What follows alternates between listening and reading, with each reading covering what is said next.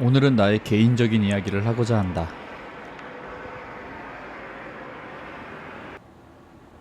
오어즈나 내 개인 전시에 방문한 사람들은 종종 내가 그린 이 고등어 그림에 대해서 묻는다.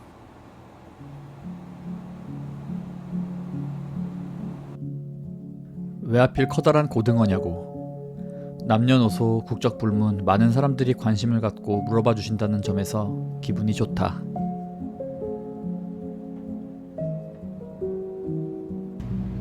이 그림 뒤에는 나름의 이야기가 있고 또 여러 일화들이 얽혀 있어서 이번 영상에서 이야기해보고자 한다.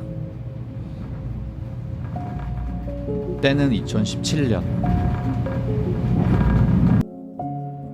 당시 직장생활과 프리랜서 일을 병행하던 나는 어느 시점부터 삶의 불안과 권태를 느끼고 있었다.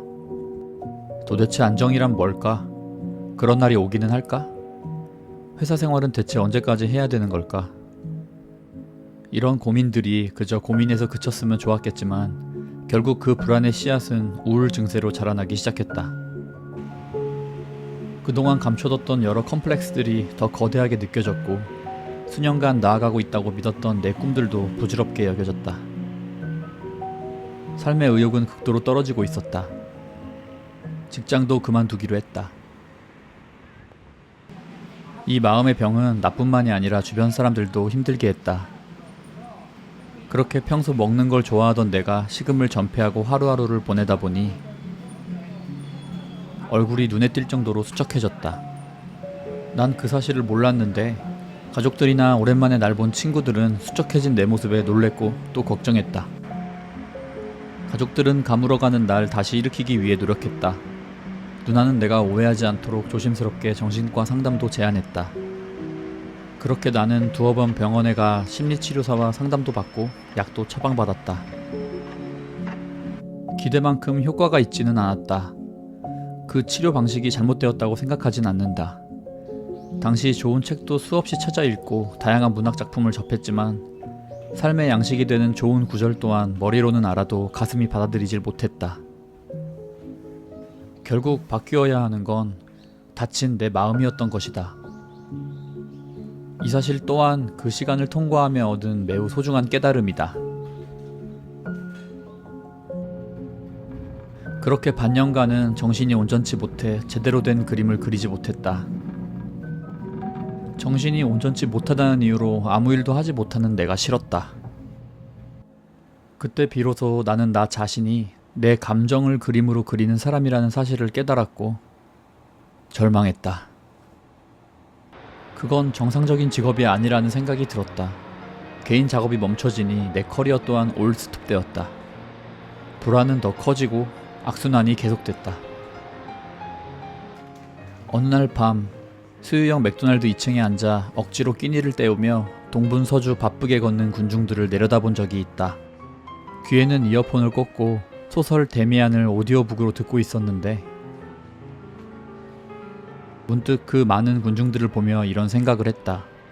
대체 다들 어딜 향해 그렇게 바삐 가는 걸까?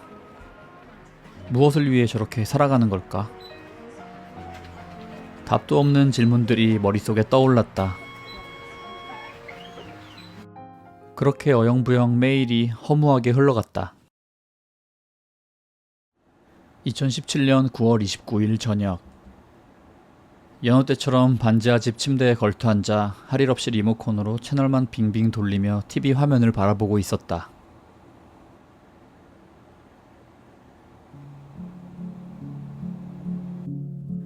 그때 한 채널에서 고등어를 다룬 다큐멘터리가 나오고 있었다. 그물에 걸려 팔딱거리는 고등어들이 화면에 펼쳐졌다. 고등어들은 그물 밖으로 나오기 위해 치열하게 몸부림치고 있었다. 그 다음엔 고등어가 여러 음식점으로 유통되어 다양한 조리 방식으로 요리되는 장면이 나왔다. 뜬금없게도 그 풍경 속 고등어에 감정이입이 됐다. 소위 흐리멍덩하고 덜 떨어진 눈을 가리켜 생선 눈깔이라고들 하는데 그 고등어의 눈이 유난히 내게 구슬프게 다가왔다. 말미에는 고등어의 영양 성분에 대한 소개가 나오고 있었지만 그런 것들은 내 머릿속에 들어오지 않았다. 그 순간 오늘 저녁 반찬상에 올라갈 고등어에게는 내일이 없구나 하는 생각이 들었다. 특히 그물 위에서 팔딱거리는 고등어에게서 처절한 생존의 욕구를 느꼈다. 아주 낮은 확률이겠지만 개 중에는 간신히 그물을 빠져나와 다시 자유로운 바다로 탈출한 고등어도 있겠지? 말도 안 되는 상상을 머릿속에 펼쳐놓았다. 그리고 TV를 끄고 바로 그림을 그렸다. 정말 오랜만에 그림을 그리고 싶다는 욕구를 느꼈다.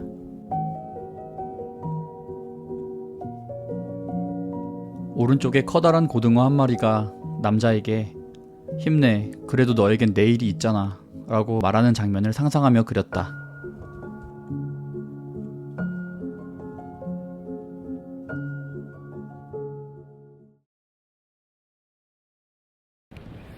이듬해 나는 무작정 유럽으로 떠나 그곳에서 1년을 지냈고 그 기간 동안 다양한 사람들과 새로운 환경을 접하며 조금씩 마음의 병이 치유되는 것을 느꼈다.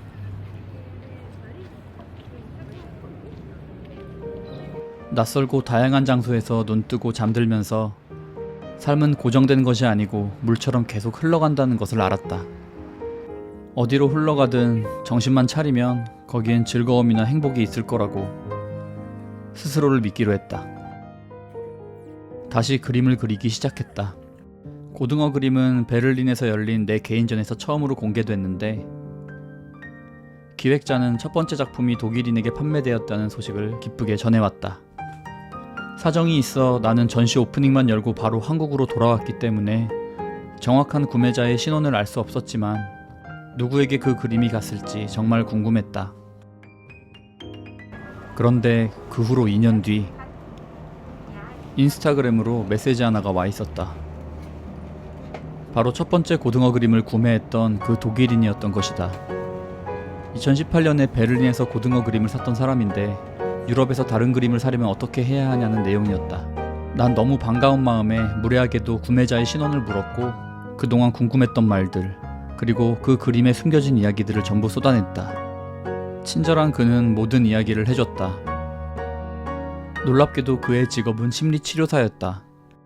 지금 고등어 그림은 자신과 상담하는 모든 환자들의 시야에 걸려 있다고, 그리고 환자들이 그 그림에 대해 물어오면 내가 갤러리에 비치해놨던 고등어 그림에 대한 작품 설명을 환자들에게 이야기해준다고 했다. 또 환자들은 그 고등어를 바라보는 것만으로도 자기가 큰 위안을 받는다고 자신에게 이야기해준다는 말까지 전해주었다. 끝으로 그는 자신의 사무실 전경 사진을 첨부했다. 환자들이 자신과 상담할 때 바라보게 되는 풍경이라고 했다.